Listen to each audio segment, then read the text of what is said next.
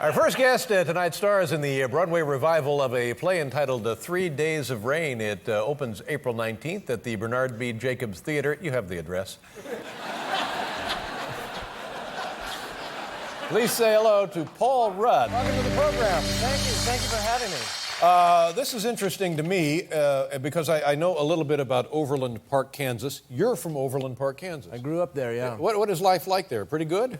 Yeah, it's pretty good. Everybody's nice, and a lot of people in Kansas City Chiefs clothes. Sure. A lot of Zuba pants. I'm sorry, a lot of what pants? Zuba pants are those kind of pants. They have tiger stripes on them, Oh, yeah. and then they kind of they're wide in the middle, and then they go in. And again, forgive my ignorance, but Zuba pants? Zuba pants. Right, but...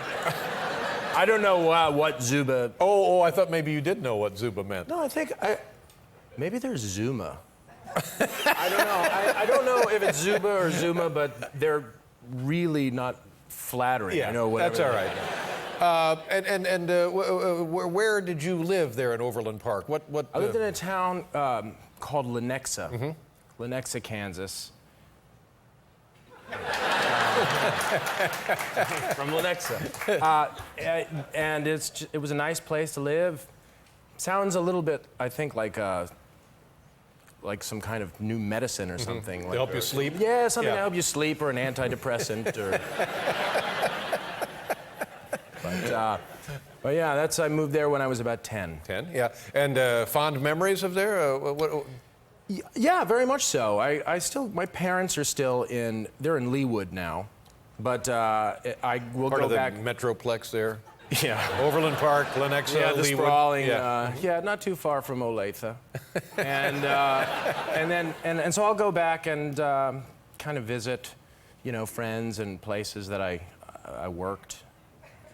I worked at a place called Holiday Ham Company. Holiday Ham Company? Where I glazed hams. Wow. And go in and check out the hams. Now, when you say, is this a job you had there during school, that kind of thing? Yeah, I was kind of saving up, trying to, get some money to move out to California to go to an acting school, and so I would glaze hams, and it was. Paul, take us through the process. It's an exciting process, and one of many steps. I would take the ham, I would slice it, cut off the fat, and then put on these plastic wrist guards, and put the ham on a spit, and then there was a torch that came down from the ceiling, like a propane torch. Sure. And I would use a sugar sifter, and sprinkle sugar on, and then kind of, and then, and just, it was like a rhythm to it. And, Wow. it was, thank you. And then that's how we glaze hams. That's how it's done. Yeah. Is it more difficult than it sounds pretty simple there in that process? To look at somebody glazing hams, Yeah. it looks as if they're working with plutonium. there's really, it's like a baseball catcher or something with all the guards and things, but it's really a pretty. I mean, I was working with like 15-year-old kids. We were all just glazing. I had a friend that called me Paul Ham Glazer. That was my nickname, as opposed to Paul Michael Glazer, I guess. I think years and years ago, before the wall came down, the Russians were experimenting with glazing one with plutonium. Yeah, were they? Yeah, I think they were. Yeah, I think I might have read that. Yeah, I think you probably did. Now, tell us, this is a pretty good gig, the Broadway play, isn't it? Yeah, it's really exciting. Yeah, but you've had a lot of other experience, films and television and stuff. Anything of interest from your early career that we would want to discuss here?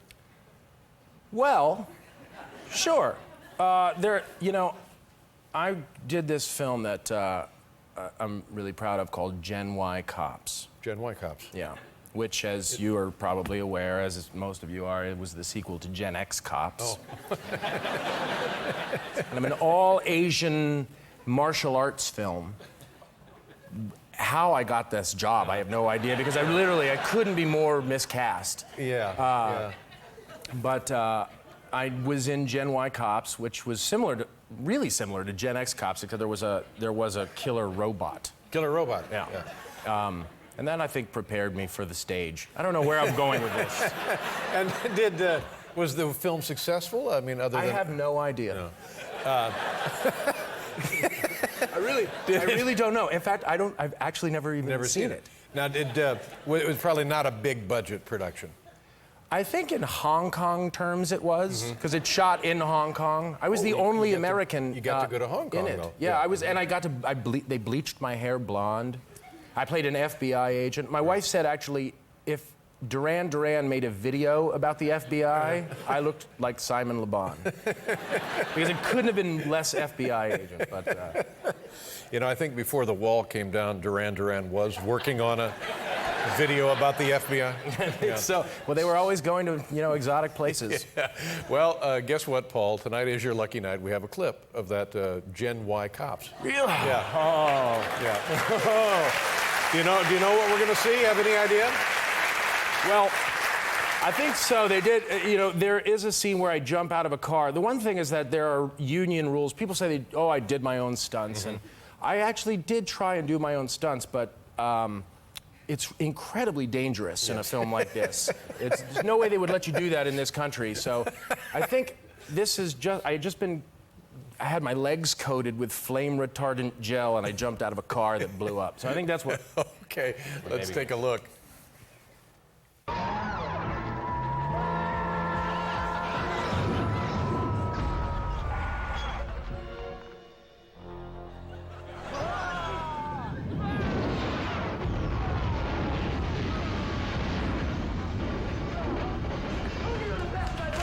Bad at all.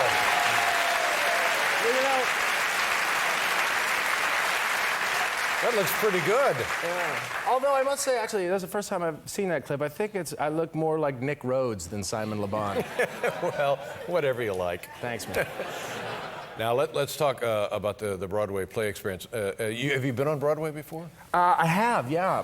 But this is a kind of a new experience. It's with Julia Roberts. This is the play that Julia Roberts is doing. This is her Broadway debut. Yeah.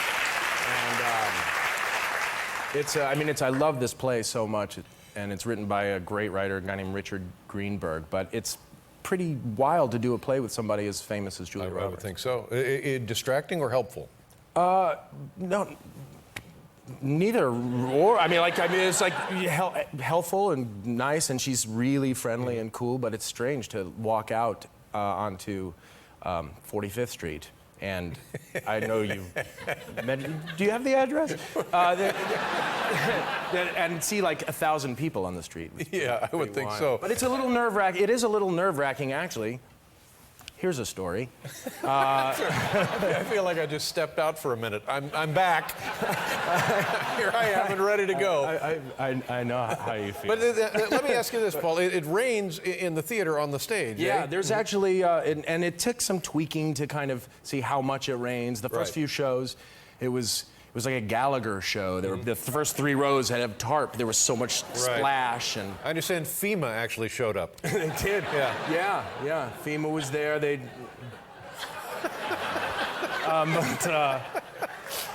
I went up on a line on the very first. That's the worst fear of an actor, isn't it? It really is. And it was the first time, the first preview, and you're panicked you're going to forget a line. And I have a line in the play, and the line is, "To be or not to be, that is the question." I swear to God, I forgot it. I'm the only person, I think, in the history of theater to forget that. It kind of is the essence of theater, and you forgot the whole line? No, I remembered the first bit. I got to be or not to be out, and then, I'll just moved on to the next thing. Wow. Yeah. That's kind of ugly. That was pretty sad. But you're excited, and the run will continue through June. Is that what we think? Yeah, it goes till about June 18th, I think. It opens April 19th, and I understand that there are still a few tickets, but mostly the run is entirely sold out. I think, pretty close to being sold out. Yeah. And, here's an idea for a gift for Julia. Ham. I glazed it myself. Thank you very much, Paul. Nice meeting you. Good luck. Paul Rudd, ladies and gentlemen.